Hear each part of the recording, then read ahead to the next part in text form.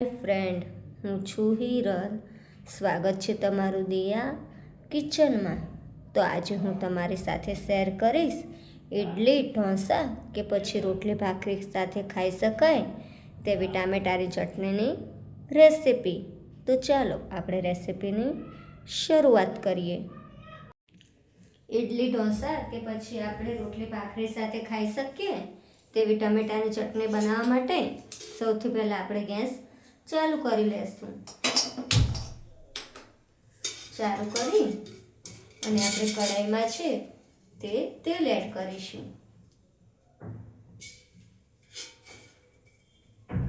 તો અહીંયા મેં 2 ડોકલી તેલ એડ કર્યું છે. તેલ ગરમ થાય એટલે આપણે એમાં છે તે 1 ચમચી ચણા દાળ એડ કરીશું.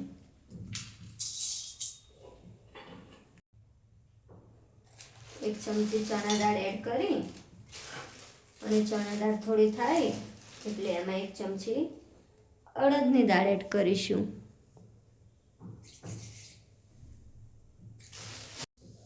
દાળને આપણે બરાબર સાતળી લેશું. દાળ થોડી લાલ થાય આ રીતે એટલે એમાં ડુંગળી એડ કરીશું. તો 2 નંગ ડુંગળી છે જે મેં રફ સમારી લીધી છે.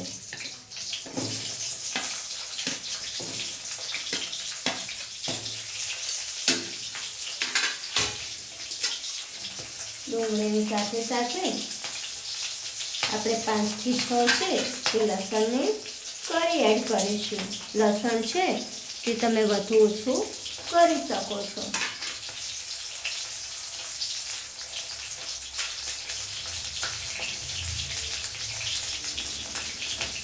3 નંગ સૂકા મરચાં એડ કરીશું અને એકદમ નાનો તજનો ટુકડો એડ કરીશું. ગેસની આંચ આપણે ધીમી કરી લેશું.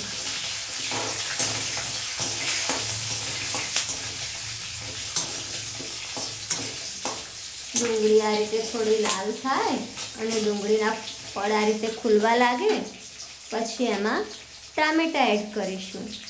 તો 3 નંગ ટામેટાં હતા મીડિયમ સાઇઝના તે મેં રફ સમારી લીધા છે તે એડ કરીશું.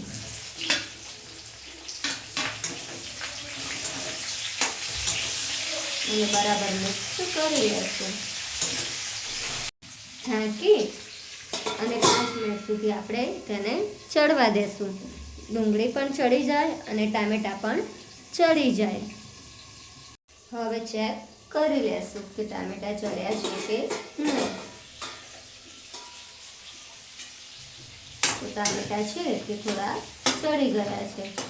અહીંયા આપણે વધારે કૂક કરવાના નથી. તો આ સ્ટેજ પર ગેસ બંધ કરી લેશું.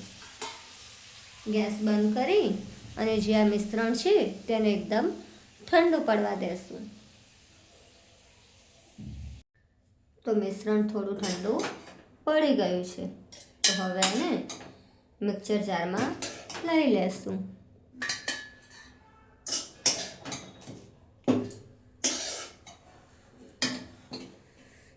તો બધો મસાલો છે તે આપણે મિક્સર જારમાં એડ કરી લીધો છે.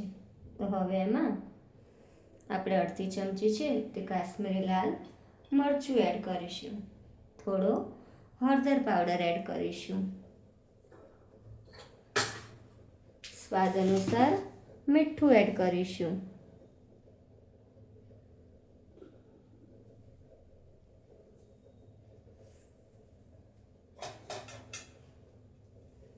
થોડી આંબલી એડ કરીશું.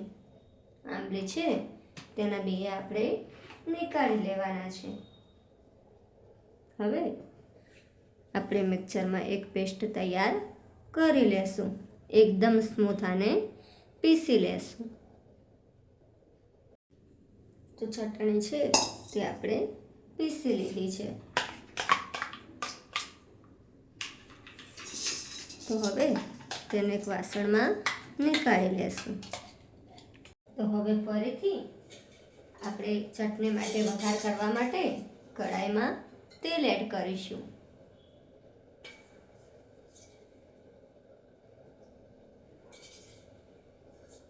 તો અહીંયા મેં 3 ડોકલી તેલ એડ કર્યું છે. તેલ એડ કરી અને ગેસ ચાલુ કરી લેશું. તેલ થોડું ગરમ થાય એટલે આપણે એમાં રાઈ એડ કરીશું.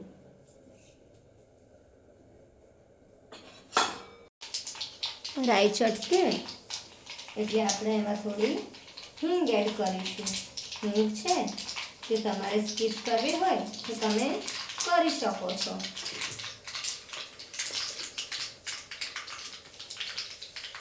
મીઠા લીમડાના પાન એડ કરીશું.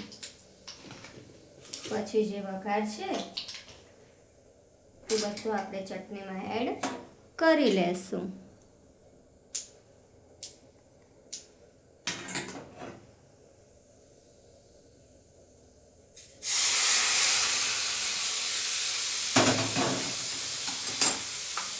ચટણીમાં એડ કરી અને બરાબર મિક્સ કરી લેશું. તો તૈયાર છે ઇડલી ઢોસા કે પછી રોટલી ભાખરી સાથે ખાઈ શકાય તેવી ટમેટાની ચટણી. તો જેને હવે સર્વિંગ પ્લેટમાં લઈ સર્વ કરીશું. તૈયાર છે ઇડલી ઢોસા કે પછી રોટલી ભાખરીમાં ખાઈ શકાય તેવી ટામેટાની ચટણી, જેને તમે 15 દિવસ સુધી ફ્રીજમાં સ્ટોર કરી શકો છો. તો તમને આ રેસિપી કેવી લાગી? જો તમને ગમી હોય તો વિડીયોને લાઈક, શેર અને સબસ્ક્રાઈબ કરજો અને બાજુમાં રહેલી બેલ આઇકન ટિક કરજો, જેથી મારી રેસિપીના નવા વિડીયો તમારા સુધી પહોંચી શકે. તો મળીશું એક નવી રેસિપી સાથે. ત્યાં સુધી બાય બાય. Thank you.